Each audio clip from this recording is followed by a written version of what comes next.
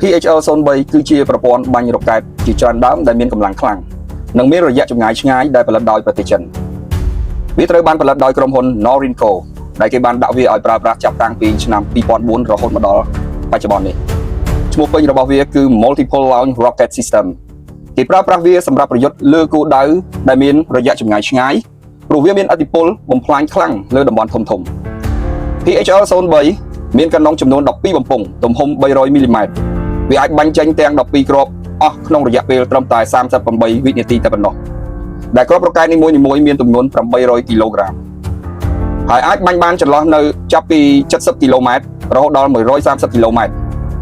តួនាទីចម្បងរបស់ PHL-03 នេះគឺផ្ដោតសំខាន់លើការបាញ់កម្ទេច